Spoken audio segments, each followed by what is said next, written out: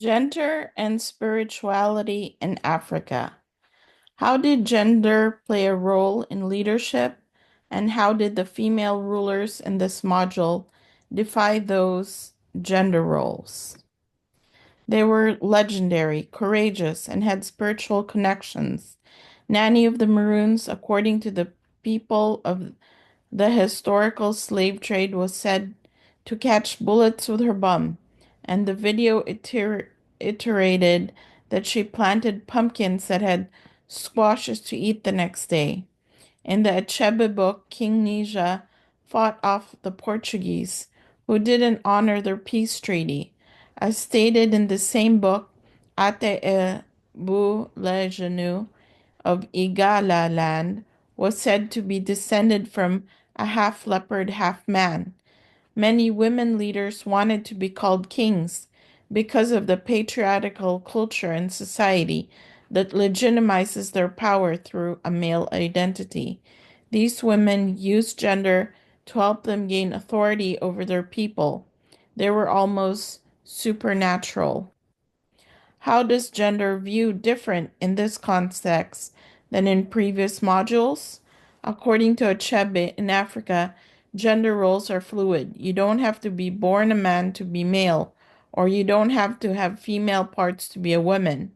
Whereas in patriarchal Judeo Christian societies, you have to be either male or female, and most male get the authority and credit for any achievements in society.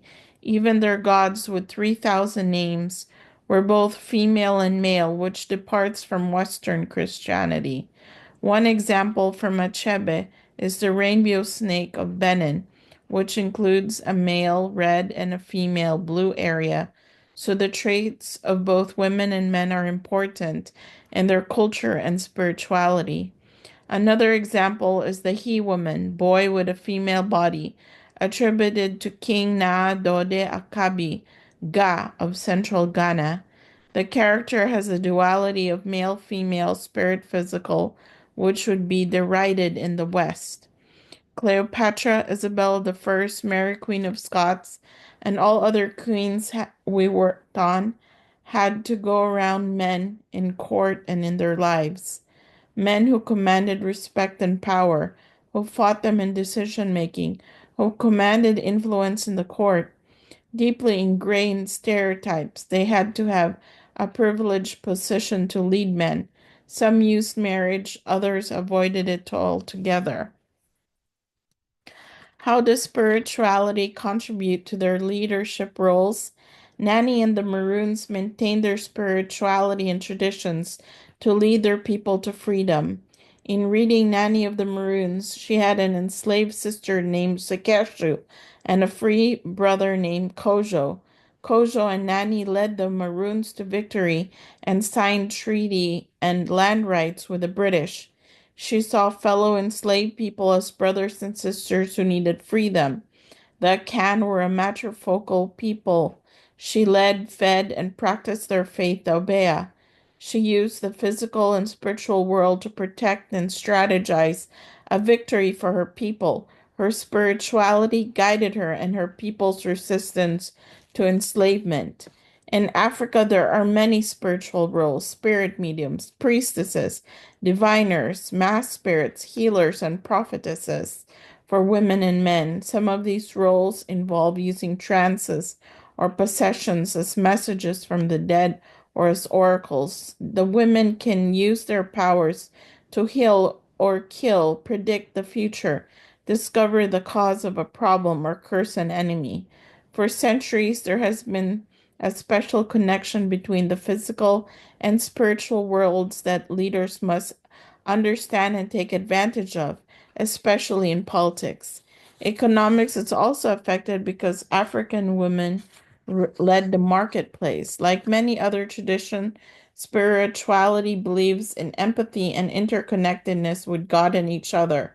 Its leaders go beyond the aim of selfish power and gain more meaning by having morals to care for each other and the land they live on. Altruism, which is lacking in competition and greed, is present in spiritual connections.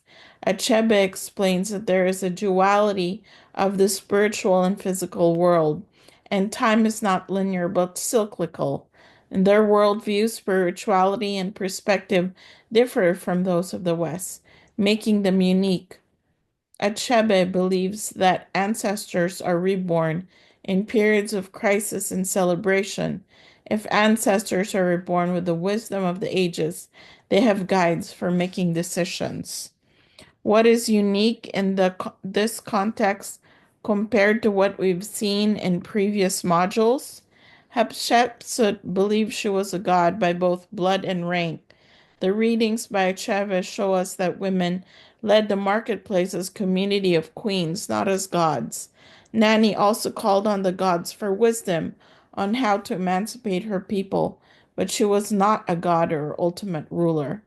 Elagabalus was an emperor who had complete power and control of Rome. Africans call on the spiritual world to guide and restore themselves through nature. Cleopatra self ruled Egypt in the spirit of Isis, which would be different from her ancestors being reborn. Historically, African societies are more egalitarian, if not matrifocal. Wu Zetian was Buddhist, so she believed in reincarnation, but she was shrewd and used her police to patrol dissenters to her rule. China is fiercely patriarchal. Isabella of Castile was a monarch who kept power to herself and tried to extend her faith and power to the world. Elizabeth I was also a monarch who depended on her advisors, and before her time, the Magna Carta had already been signed. The English had certain rights that protected them from illegal imprisonment through due process. African queens, chiefs, and priestesses held on to spiritual power to lead their people. Africans also had armies, trade, land, and wealth, but their spirituality is dynamic in their command. Do you think Western society can learn from these examples? If so, how? What surprised you from the readings and why? The West emphasizes individual competition with each other and materialism. Who has the most is the winner, whether it be a country or a person. Everything is compartmentalized, even your own religion. Your identity is a series of descriptions by age, race, class, gender, nationality, and religious affiliation.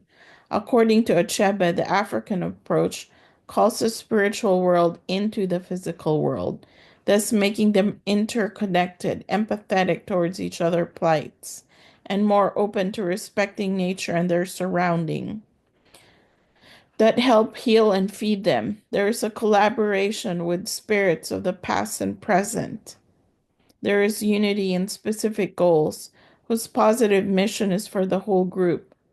There is also means the protection of clean air and water, the biodiversity of plants and animals, and the respect for the gifts that it brings them.